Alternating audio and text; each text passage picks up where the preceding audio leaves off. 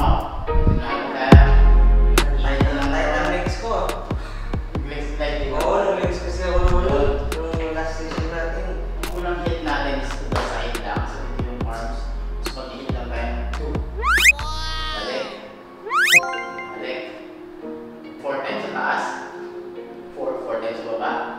Tapos gagawin natin yung 3 sets.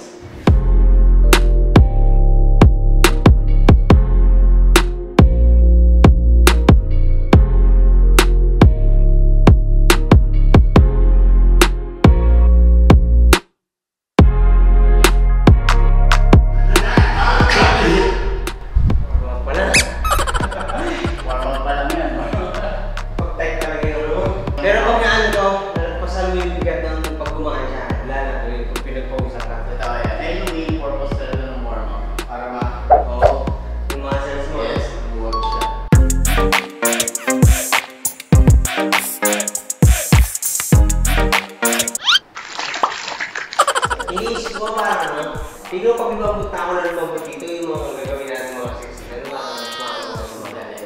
Saka hindi lang siya mas madali. Kumbaga mas madali kung switch yung sarili mong galaw. From sobrang lambot, bigla makinig ka sa mas madali sa'yo. So nagkakaroon ng dynamics yung dance. Ito yung ginagawa natin. Tama to, pakulo muna to, pakulo. Okay, so start tayo ulit sa group natin to the side. Bilog lang din. 1 and 2, 3, 4, 5, and 6, and 7, 8. So yes, so ito, hindi mo na umangat yung paa para mas arms, para mas malinis. Left, throw, right, left, throw. Group to the front, front with arm, step, step, throw, step, step, throw, step, step, throw, step, step, throw.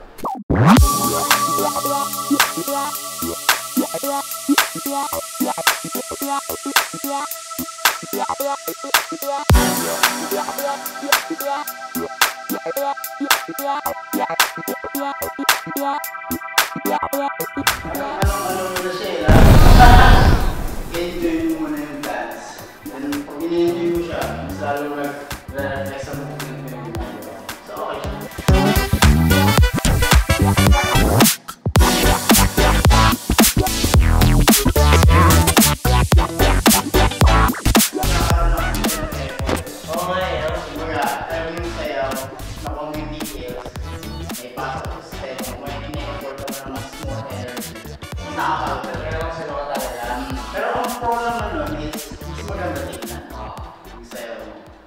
Yung lakad natin, kahit hindi mo siya, kahit laruin mo siya. Pwede ka tingnan, pwede mo tipla ng kape. Parang ay, kumbaga yung ginagawa natin very freestyle. Kung ano lang yung creative na naisip ko, pwede gumanyan, pwede kami sa oras. Step here. Night. Yes, okay lang yun.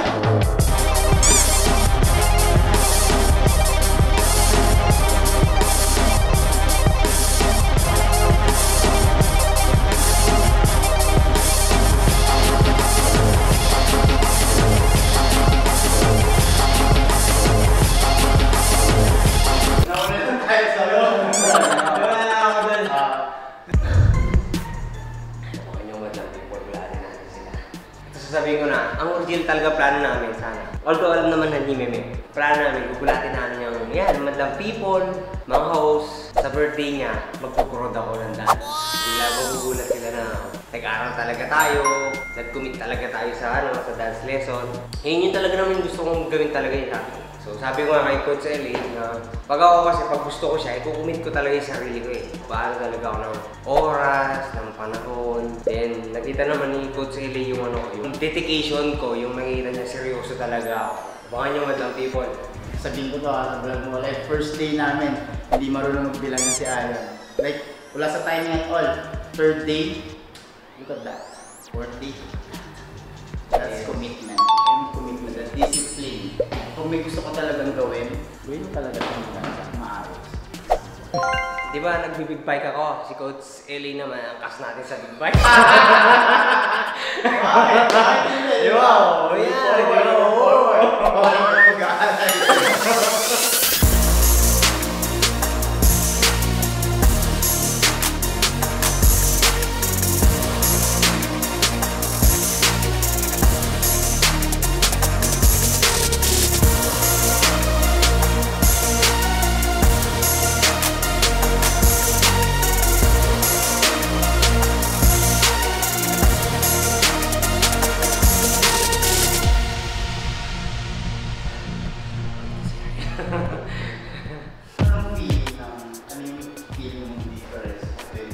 working out sa gym, sa dancing? Parehas naman sila, pero pag sa dancing kasi, mas maano kasi siya, mas magalaw siya. Kasi sa gym, muscle naman yung muscle yung tinitira mo kasi sa gym eh. Kung ano yung gusto mong lumaking muscles, yun yung titirahin mo kasi sa dancing, buong katawan yun eh. Full body siya eh, so gumagalaw lahat. Mental, physical, so yun yung difference niya. Gusto mo mag-run tayo, gusto mo with camera, like mag-start tayo sa kanya nakatuto. Pwede. Tapos, pero itong part na to kahit di mo kasama, i-guide lang kita kung ano yung gagawin mo. Para lang meron kang material na yun. Try natin. Sige, tayo yung muna dalawa. Dalawa na kayo. Dalawa sa same. Ako tayo dalawa kayo.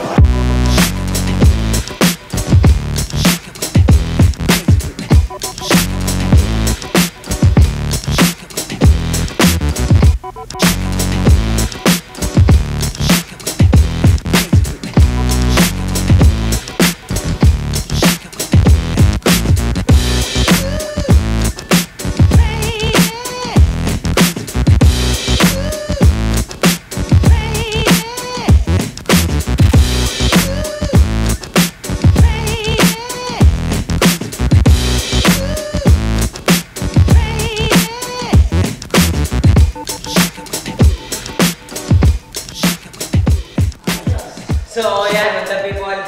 Dalo na kami ni Consele. So, Friday, Monday ulit kami magkikita niyan. So, yun, madam people, ginawa namin for today, nag-recap lang kami. Nilinis lang namin yung natin namin ginawa. Then next day, pangalawang na kami. Oh yes, second part na kami. Na-excite ako next day. Di ko maano yung sarili ko, gusto ko nang makita yung future dancer na siya. Yung future dancer na ako. Yun, madam people, and then siyempre, di naman natin magagawin kung wala si Coach LA ng A-Team, madam people. A-Team, yan, shout out kay Coach Harda. Thank you, Coach. Thank you. See you. See you.